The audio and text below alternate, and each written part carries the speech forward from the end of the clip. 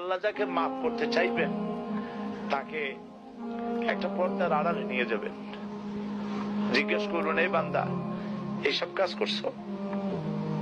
এখন আল্লাহ জিজ্ঞেস করতেছেন, সে তো ভয়তে অস্থির হয়ে যাবে, কেন্দ্রে পাগল হয়ে যাবে, আল্লাহ করে ফেলছি, আমার মাফ করে দাও।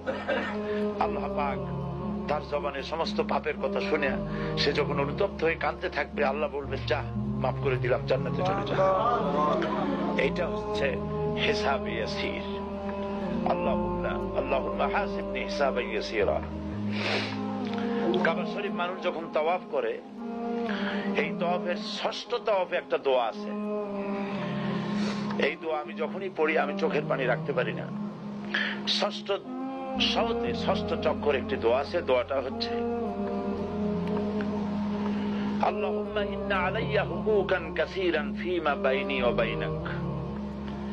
আয় আমার রব, তোমার সাথে আর আমার সাথে অনেক দেনা পাওনা আছে, আর তোমার বান্দাদের সাথেও আমার অনেক দেনা পাওনা আছে।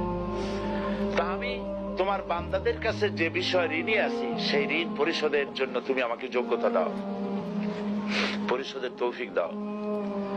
আর আমার কাছে তোমার দেনা আছে, তা আমার কাছে তোমার যে দেনা আছে সব দেনা তুমি শোধ করে দিয়েছো।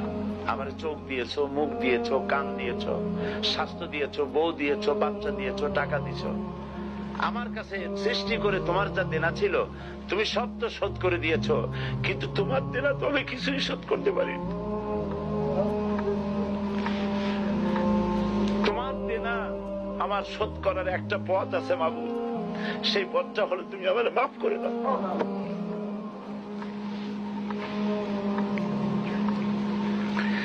এটা ছাড়া আমার কাছে কোনো পথ নাই মাবুদ। তুমি যদি কিয়ামতের দিন আমাকে প্রশ্ন করো যে যৌবন কাটাইছো কোন পথে, আমি তো জবাব দেওয়ার পথ রাখি নাই। আমি তো আমার যৌবনকে নষ্ট করে ফেলেছি। তুমি যদি প্রশ্ন করো টাকা পয়সা কামাই করেছো কোন পথে, আমি তার জবাব দেওয়ার পথ রাখি নাই। যদি প্রশ্ন করো কোন পথে খরচ করেছো, আমি সেটারও পথ রাখি নাই, নষ্ট করে ফেলেছি।